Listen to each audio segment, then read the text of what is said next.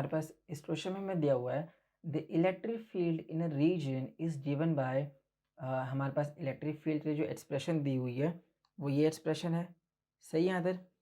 फिर हमें बोल रहे हैं find the charge contained inside a cubical volume bounded by the surface. तो हमारे पास ये डायमेंशंस दी हुई है जिससे हमारा ये जो क्यूब हमने बनाया है वो बना हुआ है। अभी मैं इस पे फिर से आता हूँ, पहले क्वेश्चन हम पढ़ लेते हैं पूरा। और फिर हमारे पास दिया हुआ है ई नॉट की वैल्यू दी हुई है, लेंथ की वैल्यू दी हुई है और ए के लिए वैल्यू दी हुई है। सही है। सबसे पहले तो इस ट्यूब पे आते हैं जो यहाँ पे हमने ड्रॉ किया हुआ है। ये हमारे पास जो इसकी डायमेंशंस दी हुई है, ये तो हमारे पास डिस्टेंस दिया हुआ है। ये ट्यूब कैसे बना है हम पहले ये देख लेते हैं। हमारे पास ये 3D फिगर है जिसमें मैंने एक्स वाई और जी डायरेक्शन अज्यूम की हुई है, ये यही है। और इसके जो मैंने ये पिंच पेन से बनाया हुआ है, सही है डायग्राम, उस पे अब इतनी अज्यूम करो कि ये जो यहाँ से लेकर यहाँ तक ये डिस्टेंस है, या बेसिकली जो ये पिंच पेन से जो डायग्राम बना हुआ है ये तुम्हारे पास लेंथ शो करता है ए है। सही है। और ये जो सेंटर है तो इन सभी की वैल्यू ज़ीरो है, यहाँ पे ध्यान से देखो एक्स वाई और जेड पहले ज़ीरो हैं। फिर इन सभी तीनों वैल्यू ए डिस्टेंस तक मूव कर रहे हैं। तो यहाँ से यहाँ तक डिस्टेंस भी ए है, ये भी ए है, ये भी ए है। बेसिकली इनकी जो लेंथ है, या बेसिकली मैं ये बोलूँ फॉर क्यूब, ये जो एज है ये मेरे पास ए दिया हुआ है। सही है। अब ये जो मैंने ब्लू पेन से आगे में इसे एक्सटेंड किया हुआ है, ये शो कर रहे हैं कि ये इस तरफ इनकी ये एक्सिस है। यहाँ तक सही है। अब तुम्हें डायग्राम समझ में आ गया। हमें क्या बोल रहे हैं, हमें बोल रहे हैं कि यहाँ पे चार्ज है, मान लेते हैं चार्ज स्मॉल क्यू है। उसको हमने ये जो सरफेस है यहाँ पे नंबर चार्ज की वैल्यू बतानी है। यहाँ पे ये कितना मैग्नीट्यूड का चार्ज हमने यहाँ पे यूज़ किया है। तो सबसे पहले तुम ये देखो यहाँ पे ये जो हमारे पास इलेक्ट्रिक फील्ड की जो एक्सप्रेशन दी रही है, इसके हिसाब से जो तुम्हारा इलेक्ट्रिक फील्ड है वो सिर्फ एक्स डायरेक्शन में है, मतलब सिर्फ इधर जा रहा है इलेक्ट्रिक फील्ड। यहाँ तक बात समझ में आ गई। तो इसका मतलब ये हुआ, हम तो जानते हैं कि चार्ज की वजह से इलेक्ट्रिक फील्ड इधर भी गया होगा और इधर भी गया है, इस तरफ भी गया है, इस तरफ भी गया है। 6 फेसेस होते हैं ना ट्यूब के, तो 6 ही 6 डायरेक्शन में गया हो रहा। सही है। पर हमारे पास सिर्फ इधर बताया जा रहा है कि जो इलेक्ट्रिक फील्ड है तुम्हारी वो सिर्फ एक्स डायरेक्शन में दी जा रही है हमारे पास, इसके ऑपोजिट में नहीं है, ऊपर और नीचे नहीं है। मैं ऐसा रीज़न भी बताऊंगा क्यों नहीं है, पर पहले सुन लो कि सिर्फ हमारे पास पॉजिटिव डायरेक्शन ऑफ एक्स में दी गई है। ऊपर नहीं है, नीचे नहीं है, फ्रंट पे ऐसे फ्रंट पे जो आएगी ये फ्रंट पे भी नहीं है, इससे बैकवर्ड में भी नहीं है और इसके नेगेटिव डायरेक्शन में भी नहीं है। यहाँ तक तो बात हमें समझ में आ गई। अब क्यों नहीं है पहले हम ये जान लेते हैं।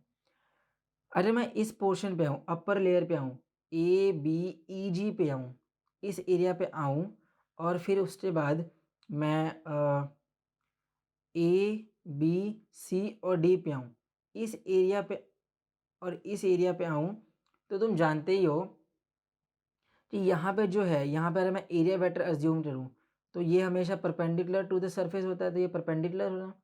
ये वाले यहाँ पे अगर मैं एरिया वेक्टर अज्यूम करूँ, सेंटर पे नहीं है पर इसे सरफेस पे अज्यूम, तो ये तुम्हारे पास एक सरफेस ऐसे है। सही है।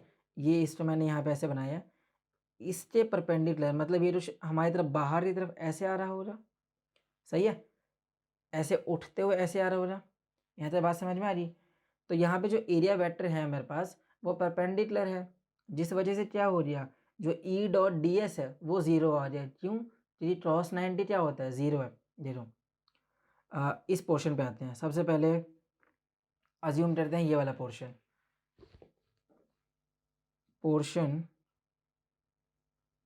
जरूरी ये है कि यहाँ पे इलेक्ट्रिक फील्ड क्यों नहीं है हम ये समझ लेते हैं। ए बी ई जी पे आते हैं। सही है। अरे मैं इस पोर्शन पे आऊँ तो ये कुछ ऐसे बना हुआ है। सही है। रफ डायग्राम समझ लो, ऐसे बना हुआ है ये। सही है। अब तुम जानते हो इलेक्ट्रिक एरिया इससे ऐसे परपेंडिकुलर में है, एरिया वेक्टर एज्यूम कर लेते हैं। सही है। और हमारी डायरेक्शन किस तरफ दी रही है इलेक्ट्रिक फील्ड की, वो ऐसे दी रही है। कितना एंगल बना ये 90, ई डॉट डी एस कितना हो जाएगा मेरे पास, E into D S cross 90, cross 90 क्या होता है 0, तो ये पूरी वैल्यू क्या आ रही 0। इस पोर्शन में तो इलेक्ट्रिक फील्ड नहीं है। इसी तरीके से अगर मैं बात करूँ पोर्शन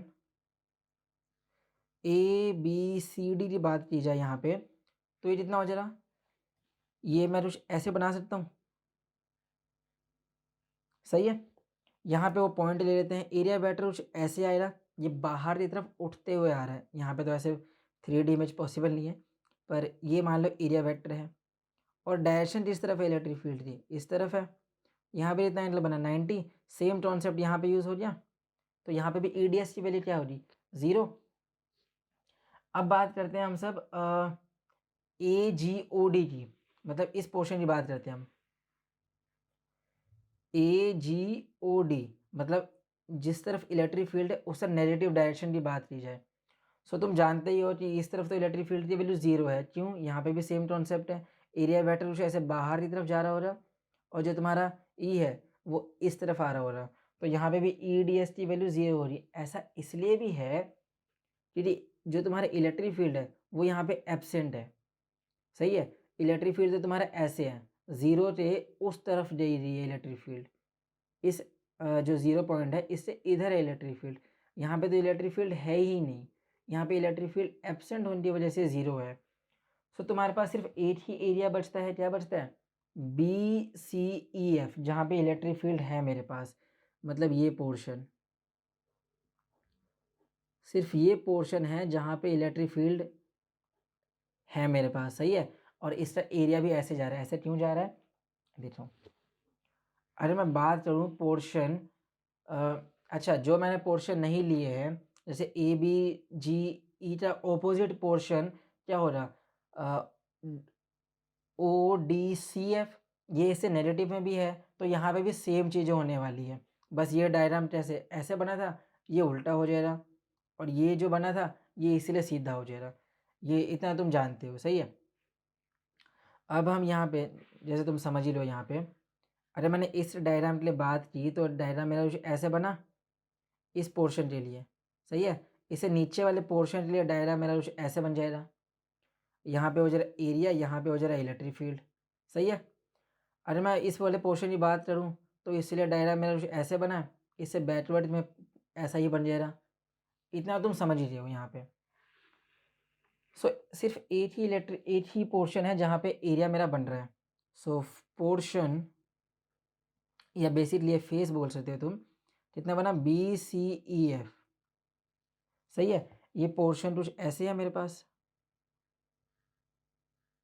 अब तुम यहाँ पे कह सकते हो, ये देखो इलेक्ट्रिक फील्ड भी इस तरफ ही है और इसका जो एरिया वेक्टर है वो भी परपेंडिकुलर टू द सरफेस होता है, तो ये भी एरिया वेक्टर भी किस तरफ है, इसी तरफ है। जो DS की वैल्यू है ये भी इस तरफ है, और तुम जानते हो यहाँ पे थीटा कितना बन रहा है, थीटा बन रहा है 0 डिग्री, सही है। सो तुम यहाँ से कह सकते हो जो तुम्हारा EDS की वैल्यू है, जो तुम्हारा E.DS है वो जिससे बराबर है, वो बराबर है EDS क्रॉस थीटा होता है, मतलब 0 डिग्री, ये और क्रॉस 0 क्या होता है 1। सो E.DS इतना आ गया, EDS आ गया।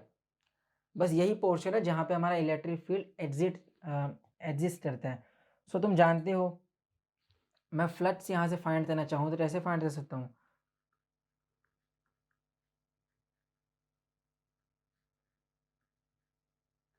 क्या होता है रॉस लॉ, ये बोलते हैं कि जो फाई है उसकी वैल्यू जो होता है वो होता है इंटीग्रल E.DS। अब ये तो मैं तुम्हें पहले ही बता चुका हूँ यहाँ से कि E.DS EDS के बराबर ही है, सही है। और इंटीग्रेशन उस पार्ट की जाती है जहाँ पे हमारे पास कांस्टेंट टर्म्स नहीं होते, जो वेरिएबल्स होते हैं। तुम्हारा जो E है, यहाँ से ध्यान से देखो, E की जो वैल्यू दे रखी है तुम्हारे पास यहाँ पे, वो एक कांस्टेंट डायरेक्शन में मूव कर रही है, सही है। और जो तुम्हारा BCEF है उसके लिए तुम्हारे पास एरिया की वैल्यू भी दे रही, एरिया की वैल्यू हम फाइंड कर लेंगे अभी।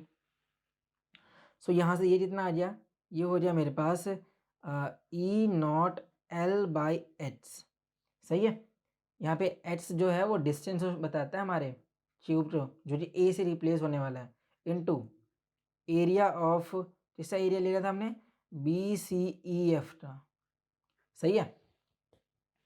अब तुम यहाँ से कह सकते हो कि जो फाई है वो बराबर है ई नॉट की वैल्यू कितनी है, ई नॉट की ई नॉट भी रहने देते हैं, एल एच से हमारे पास ए से रिप्लेस होने वाला है, और area of B C E F, area of B C E F हमें बताना है, और क्योंकि ये क्यूब है तो ये कितना हो जा रहा, ए स्क्वायर, बेसिकली लेंथ का होल स्क्वायर करते हैं, और लेंथ किससे बराबर है, ए के बराबर ही तो है यहाँ पे, तो ये कितना आ गया, ये हो जाए E not A cube by L, सही है आंसर।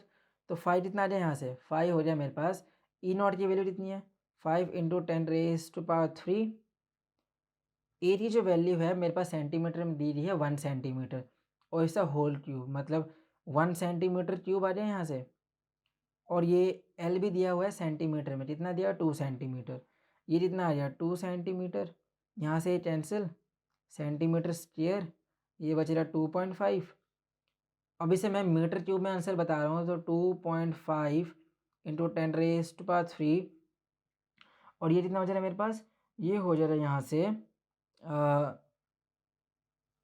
अगर मैं इसे तुम्हें सेंटीमीटर क्यूब में आंसर बताऊँ तो इतना आ जा रहा है यहाँ से n centimetre square coulomb inverse, यहाँ तक आंसर सही है।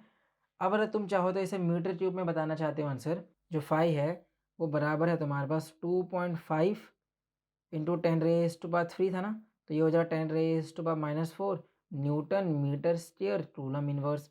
5 की कितनी वैल्यू आ रही है, 5 आ रहा है तुम्हारे पास 0.25 newton metre square coulomb inverse, ये तुम्हारे पास 5 का आंसर आ गया, सही है। 5 की जो वैल्यू थी हमारे पास आ रही है। अब मुझे क्या फाइंड करना है, मुझे फाइंड करना है चार्ज।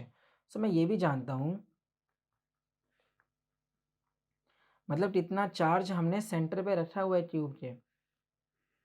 सो तुम जानते हो जो 5 होता है वो बराबर होता है क्यू बाई एप्सिलॉन नॉट, और यहाँ पर जो मेरा क्यू होता है ना वो एनक्लोज्ड होता है, और जैसा ही डायग्राम में तुमने देखा भी है जो तुम्हारा चार्ज क्यू है यहाँ पे वो एनक्लोज्ड है बाय दिस हाइपोथेटिकल सरफेस जिसे हमने क्यू बना रखा है यहाँ पे। तो यहाँ पे कितना हो जा रहा है, क्यू कितना हो जा रहा 5 इंटू एप्सिलॉन नॉट, ये बेसिकली एनक्लोज्ड चार्ज है यहाँ पे, सही है। 5 की वैल्यू है मेरे पास 0.25, ई नॉट की वैल्यू या फिर जो एप्सिलॉन नॉट दिया हुआ है, एप्सिलॉन नॉट की वैल्यू कितनी है 8.85 इंटू 10⁻⁻12। सो जब तुम इसे सॉल्व करते हो तो तुम्हारे पास जो चार्ज आना चाहिए वो कितना है 2.2 इंटू 10⁻12 कूलम। तो यही हमारे पास फाइनल आंसर भी है, ये कितना आ गया हमारे पास चार्ज एनक्लोज्ड, और यही हमसे इस क्वेश्चन में पूछा भी गया था, तो यही हमारे पास फाइनल आंसर भी है। इससे आसान सॉल्यूशन और कहीं नहीं।